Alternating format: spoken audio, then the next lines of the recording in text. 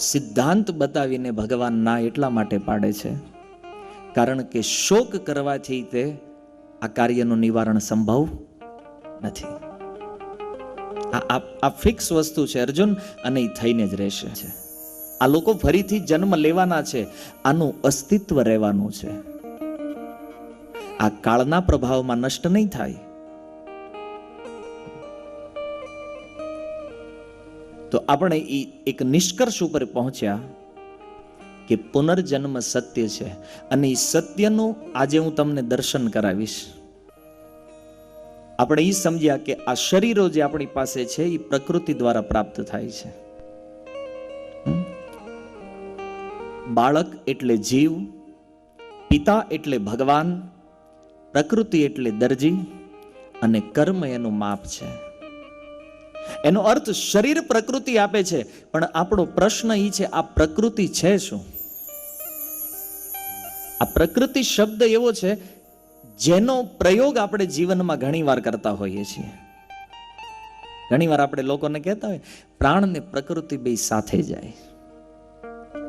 આવું આપણે બોલી નાખીએ છીએ, પ્રાણ અને પ્રકૃતિ સાથે જાય. પણ આજ સુધી ક્યારેય એ જાણવાનો પ્રયાસ કર્યો આ પ્રકૃતિ છે શું? વ્યવહારિક ભાષામાં પ્રયોગ કરીએ છીએ, પણ વિષય છે પ્રકૃતિ કહેવાય કોને? એ કાર્ય કેવી રીતે કરે છે? એનું પ્રમાણ આ જગતમાં શું છે? તો આજનો આપણો વિષય છે પ્રકૃતિ, અને પ્રકૃતિને સંચારિત કરવા વાળો એક વિષય. એ પ્રકૃતિ જે માપ લઈ અને શરીરો બનાવે છે જીવના, એ કર્મ. અને કર્મની સાથે આ પ્રકૃતિનું શરીરોનું આપવું અને શરીરોનું લઈ લેવું, અને એક એક કર્મ અવધિ અનુસાર 84 લાખ પ્રકારના શરીરોમાં જીવોનું પરિભ્રમણ કરાવવું, એ એક નિશ્ચિત કાળની સીમાની અંતર્ગત થાય છે. એ એક ફિક્સ ટાઈમ લિમિટની અંદર, જેને શાસ્ત્રની ભાષામાં કાળ કહેવામાં આવે છે. તો આજે આપણે 3 વિષયોની ચર્ચા કરીશું: પ્રકૃતિ, કાળ અને કર્મ. પ્રકૃતિ શું છે? પ્રકૃતિ મુખ્ય 2 પ્રકારની હોય છે. શ્રીમદ ભગવદ્ ગીતાની અંદર ભગવાન કહે છે, 7મા અધ્યાયનો 4 નંબર શ્લોક.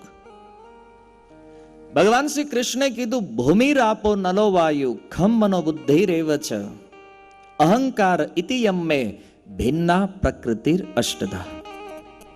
હે અર્જુન, ભૂમિનો અર્થ છે પૃથ્વી. અપ, અનલ, વાયુ, ખમ, મનો, બુદ્ધિર એવ ચ. એનો અર્થ પૃથ્વી, જળ, અપને સંસ્કૃતમાં જળ કહેવામાં આવે છે. અનલ એટલે વાયુ. ખમનો અર્થ છે આકાશ. તો પૃથ્વી, જળ, અગ્નિ, વાયુ, આકાશ, પંચ મહાભૂત, મન, બુદ્ધિ અને અહંકાર. આ 8 પ્રકારની મારી પ્રકૃતિ છે. ભગવાને અપરાશક્તિ કીધું છે.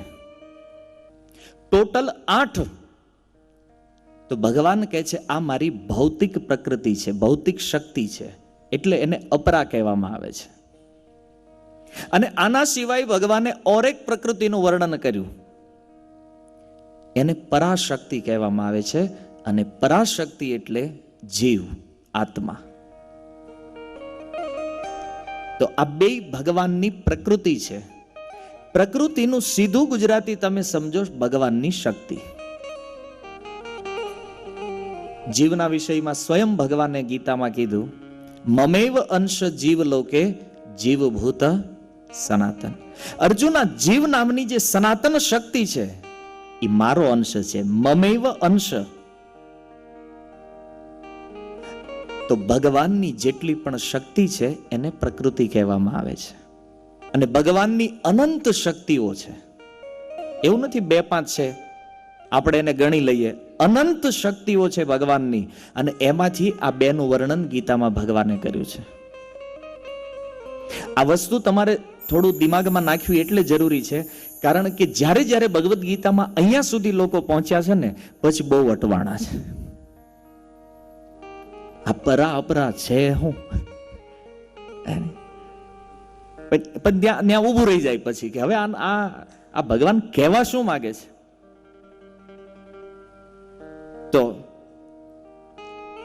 પ્રકૃતિ જે છે એ ભગવાનની અધ્યક્ષતામાં કાર્ય કરે છે. ભગવાનની શક્તિ છે એટલે ભગવાન જે પ્રમાણે એને ચલાવવા ચાહે એ પ્રમાણે એ કાર્ય કરે. બે તત્વો હોય, એક શક્તિ અને બીજું શક્તિમાન.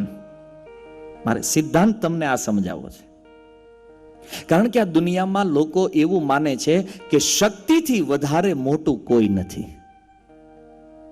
શક્તિથી વધારે મોટો શક્તિમાન છે જે એને ધારણ કરે છે. કારણ કે શક્તિ ક્યારેય સ્વતંત્ર કાર્ય કરી શકે નહીં. આપણા શરીરમાં તાકાત છે, એને જુદી કરી દો લ્યો શરીરથી, આ સંભવ છે?